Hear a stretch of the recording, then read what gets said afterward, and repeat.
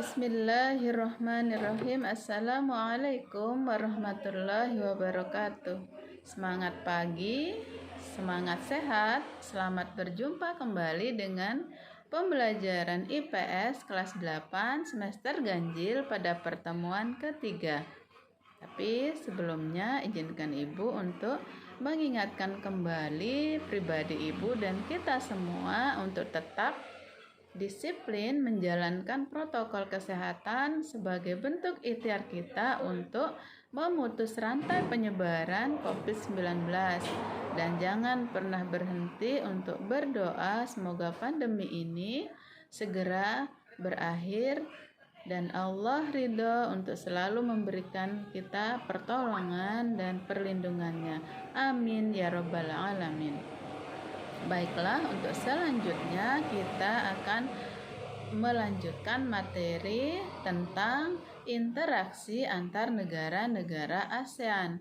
Pada pertemuan ketiga ini ada 2 poin penting yang akan kita bahas. Yang pertama mengenai pengertian faktor pendorong dan penghambat kerjasama. Yang kedua kita akan membahas tentang bentuk-bentuk kerjasama antar negara ASEAN. Nah, di mana kita ketahui bahwa hubungan antar negara ASEAN semakin diperlukan seiring dengan munculnya berbagai macam kebutuhan yang berbeda-beda di tiap negara anggota. Nah, kebutuhan yang dimaksud itu adalah kebutuhan sosial, kebutuhan politik, kebutuhan ekonomi, maupun bidang-bidang lainnya yang tentu saja menuntut suatu negara untuk tetap berperan aktif dengan melakukan kerjasama antar negara ataupun dengan dunia internasional. Organisasi internasional kemudian dibentuk guna mengatasi dan meminimalisasi masalah yang ditimbulkan dari interaksi antar negara dalam berbagai bidang.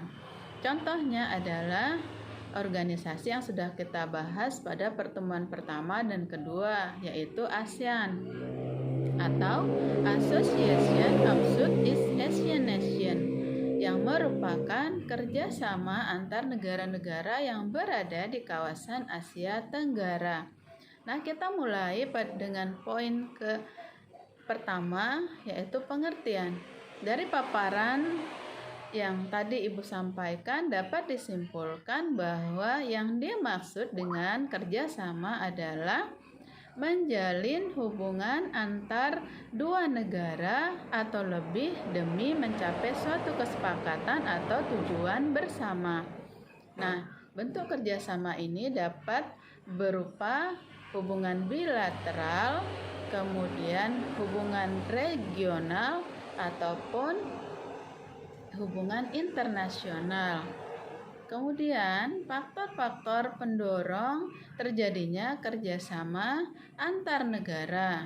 Setidaknya di sini akan kita bahas 2 faktor pendorong yang menyebabkan terjadinya interaksi antar negara. Yang pertama adalah kesamaan dan perbedaan sumber daya alam.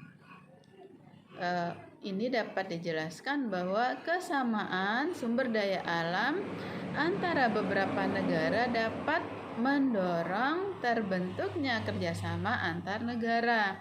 Contohnya, beberapa negara penghasil minyak bumi membentuk suatu kerjasama yang diberi nama OPEC atau Organization of Petroleum Exporting Countries. Nah, kemudian perbedaan sumber daya pangan di setiap negara ASEAN juga bisa melahirkan sebuah kerjasama. Contohnya, Indonesia mengekspor hasil pertanian ke Singapura. Indonesia juga mengimpor beras dari Myanmar dan Thailand untuk memenuhi kebutuhannya. Nah, yang kedua adalah faktor kesamaan dan perbedaan wilayah atau kondisi geografis. Karena kesamaan letak geografis Beberapa negara di suatu kawasan pada umumnya mengadakan kerjasama untuk menjaga stabilitas dan keamanan negara. Contohnya adalah negara-negara yang terletak di kawasan Asia Tenggara membentuk kerjasama melalui organisasi ASEAN. Kemudian kita lanjutkan dengan faktor yang kedua, yaitu faktor penghambat. Ada beberapa faktor penghambat terjadinya kerjasama di antara negara yang terjadi di dunia internasional. Yang pertama adalah perbedaan ideologi. Faktanya, saat ini hampir tidak ada negara ASEAN yang menutup diri dari kerjasama antar negara ASEAN. Kemudian yang kedua adalah faktor konflik dan peperangan. Kondisi konflik dan peperangan yang terjadi di dalam negeri maupun di antar negara bisa mengganggu stabilitas negaranya sehingga akan menghambat terjadinya kerjasama. Kemudian yang ketiga itu adalah kebijakan protektif. Suatu negara yang menerapkan kebijakan protektif atau kebijakan yang bertujuan untuk melindungi kebutuhan dalam negeri dan meningkatkan daya saing. Misalnya, tidak menerima impor hasil pertanian karena akan dapat mempengaruhi kondisi pendapatan hasil pertanian di dalam negerinya. Nah, dampak kebijakan ini juga dapat mempengaruhi hubungan antar negara sehingga ini juga merupakan faktor penghambat dari kerjasama yang harmonis. Kemudian yang keempat itu adalah perbedaan kepentingan dari tiap-tiap negara. Kerjasama tentu saja dibutuhkan bagi perkembangan dan masa depan negara di dunia. Akan tetapi, dalam kerjasama antar negara, tiap-tiap negara tentunya memiliki kepentingan yang berbeda. Nah, perbedaan ini dapat menghambat kerjasama yang harmonis. Itu mengenai pengertian faktor pendorong dan penghambat kerjasama. Kita beranjak pada poin yang kedua, bentuk-bentuk kerjasama. Dalam hal ini akan kita bahas adalah bentuk-bentuk kerjasama ASEAN. Yang pertama, bentuk kerjasama di bidang sosial dan budaya. Nah, kerjasama antar negara-negara anggota ASEAN dalam bidang sosial dilakukan agar tercipta kerukunan dan kemajuan bersama. Setiap negara anggota diminta untuk berperan aktif dalam ASEAN dan ikut serta dalam upaya kerjasama guna mendukung kesejahteraan negaranya sendiri. Nah, kerjasama dalam bidang sosial dan budaya dilaksanakan oleh komite yang disebut dengan COSD atau Committee of Social Development. Beberapa bentuk kerjasama di bidang sosial negara-negara ASEAN dapat diuraikan sebagai berikut. Yang pertama itu adalah bidang pembangunan sosial dengan menekankan kesejahteraan golongan berpendapatan rendah, perluasan kesempatan kerja, serta pembayaran upah yang wajar.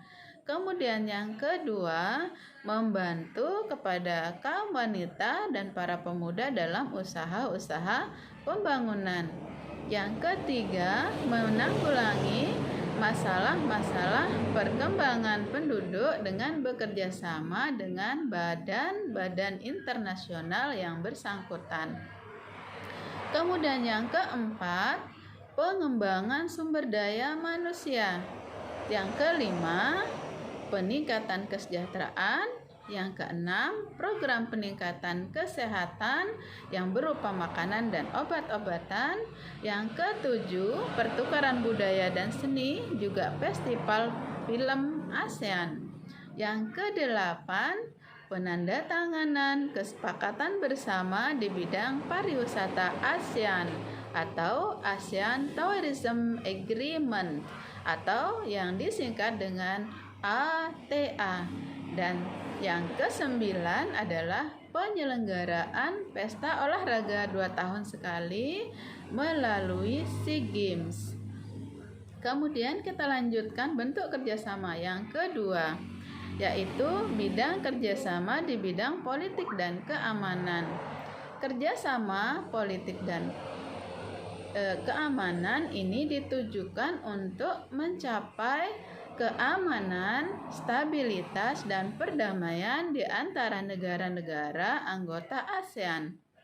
Kerjasama ini menyepakati adanya organisasi atau tindakan yang disebut dengan ZOPFAN atau ZOFAN, Traktat Persahabatan dan Kerjasama yang disebut dengan Treaty of Amity and Cooperation atau yang disingkat dengan TAC in Southeast Asia, dan kawasan bebas senjata nuklir di Asia Tenggara yang dikenal dengan Treaty on Southeast Asian Nuclear Weapon Free Zone atau yang disingkat dengan SEANWF.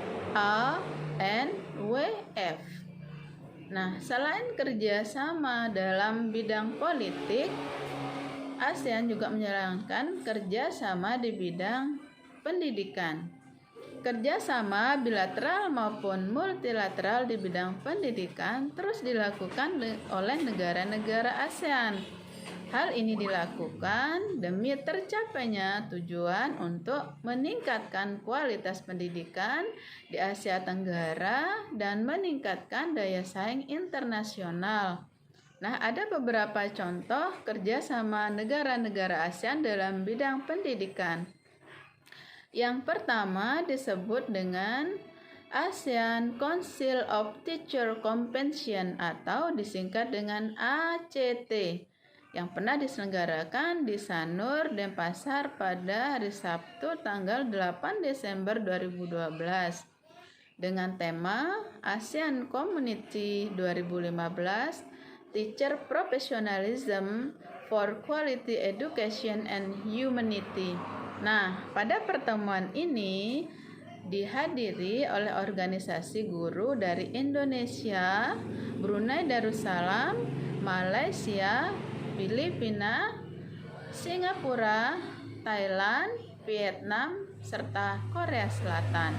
Kemudian kerjasama bidang pendidikan yang kedua adalah penawaran beasiswa pendidikan.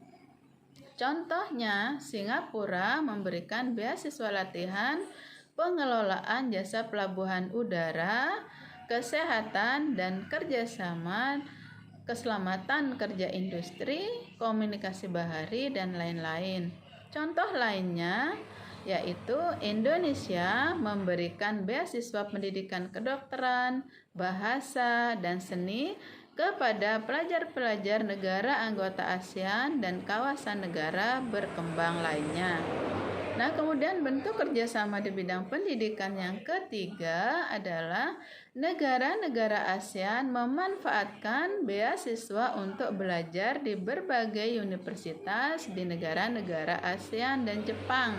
Tentu saja ini atas biaya yang diberikan oleh ASEAN Japan Scholarship Fund atau dana beasiswa antara ASEAN dengan Jepang. Nah, para siswa, itulah materi IPS kelas 8 semester ganjil pada pertemuan ketiga. Semoga manfaat. Mohon maaf atas segala kekurangan. Billahi taufiq wal hidayah. Wassalamualaikum warahmatullahi wabarakatuh.